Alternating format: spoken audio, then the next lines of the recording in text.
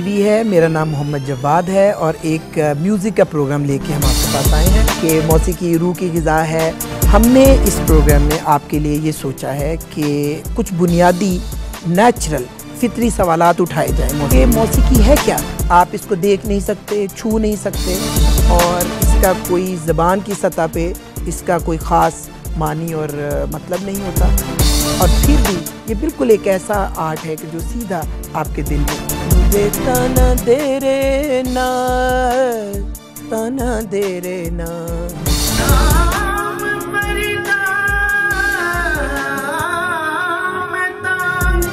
तराने के मौजिद अमीर खुसरो साहब को माना जाता है। अगर सुबह के राग रात में गा लिए जाएँ तो क्या फ़र्क पड़ता है, या दोपहर के राग बिल्कुल अलग से क्यों होते हैं। हो सकता है कि कुछ ही अरसे बाद अगर आप कोई गाना सुने तो आप खुद बताने के काबिल हो जाए कि ये गाना तो जनाब इस राग में है और ये इस राग में। तो ये हमारा इस किस्म का कुछ अंदाज़ और ये हमारा पैटर्न होगा, और उम्मीद है कि ये प्रोग्राम और इस प्रोग्राम की जो सीरीज़ आपको पसंद है।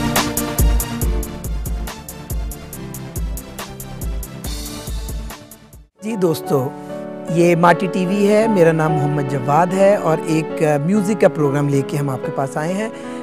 ये म्यूज़िक का प्रोग्राम बहुत ट्रेडिशनल प्रोग्राम शायद आपको महसूस ना हो, और उसकी एक ठोस वजह है कि आमतौर पर हमने बहुत अच्छे म्यूज़िक के प्रोग्राम देखे, मगर वो एक ख़ास सेट पैटर्न होता है कि आपने मौसीकी के बारे में कुछ बातें की, वो सब अब याद हो गई हैं, हम मुझे भी आपको भी, कि मौसीकी रूह की ग़िज़ा है और मौसीकी जज्बात की तर्जुमानी करती है। परिंदे बोलते हैं, आबशारें चलती हैं, उससे जो साउंड है उससे मौसीकी पैदा हुई है। अब थोड़ा सा तबीयत इससे घबरानी शुरू हो गई है कि ये अच्छी बातें हैं मगर बहुत दोहराई हुई बातें।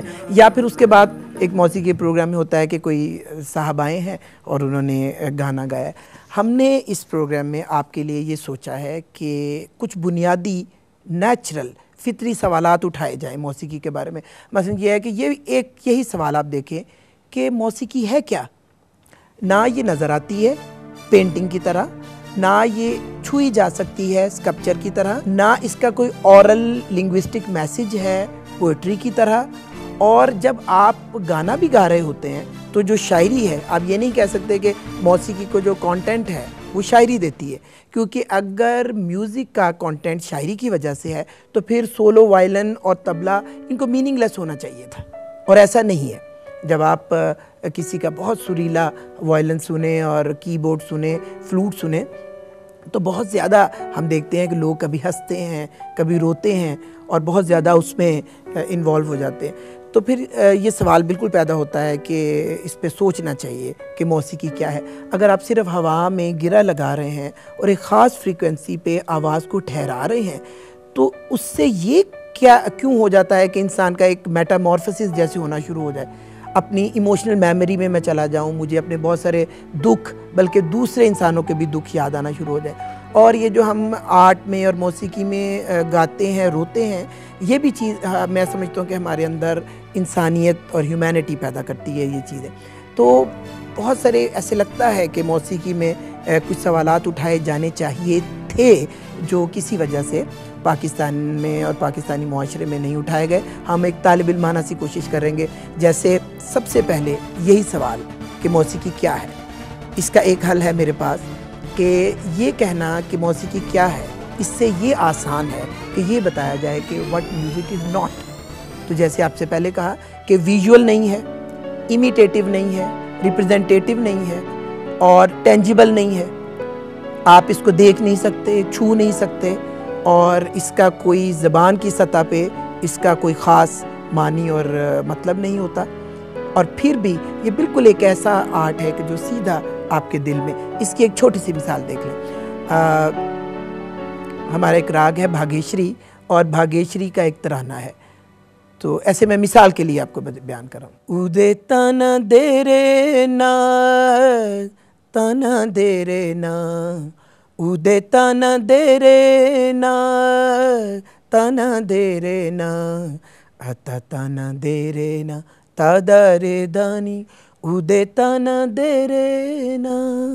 अब ये जो इसमें ऊदे ताना तराने के मौजिद अमीर खुसरो साहब को माना जाता है, और अब आपको मालूम है कि इसका एक ख़ास स्पेसिफिक मानी नहीं है। शायद उन्होंने सितार का अंग बनाने के लिए ये चीज़ बनाई, मगर वो बग़ैर मीनिंगफुल वर्ड्स के भी ये पूरा अपना एक मैसेज कन्वे करेगा। जैसे आलाप है, या जैसे ये ढोल है, तबला है, या सोलो वायलिन है, देयर इज़ नो वर्ड, मगर बग़ैर लफ्ज़ों के भी कुछ कहने की एक कोशिश है। इसी तरह जैसे जैसे हमारे एपिसोड आगे बढ़ेंगे तो कोशिश की जाएगी कि रागों का एक इंट्रोडक्शन करवाया जाए।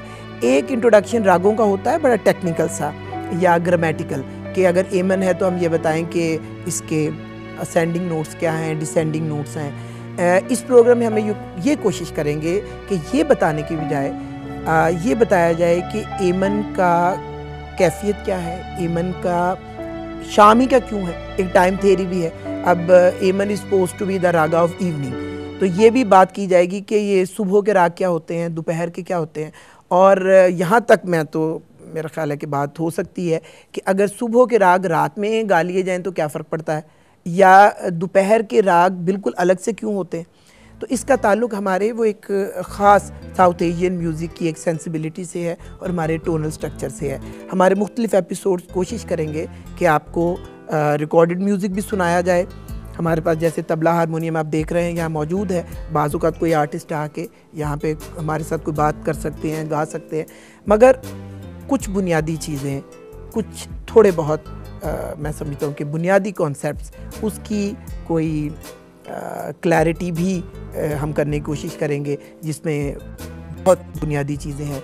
सुर क्या है, लय क्या है, साउथ एशियन म्यूज़िक क्या है, हमारा म्यूज़िक यूरोपियन म्यूज़िक से या इंग्लिश म्यूज़िक से ख़ास तौर पे किस तरह मुख्तलिफ है। हम एक बार बार कहते हैं कि हमारा म्यूज़िक मेलोडिक है और वेस्ट का हारमोनिक है। इससे क्या मुराद है, हार्मनी क्या है। और हम ये भी कोशिश करेंगे कि जैसे फ़िल्मी गाने हैं या कोई टीवी के गाने हैं जो बहुत आम फहम है, आपके जहन में है, ये बताने की कोशिश की जाए कि वो किस राग से बरामद हुए हैं। तो इस तरह ये होता है कि आप उसको रिकग्नाइज़ करना शुरू कर देते हैं कि ये गाना है और ये हो सकता है कि इस ठाट और इस राग से ही बरामद हुआ हो।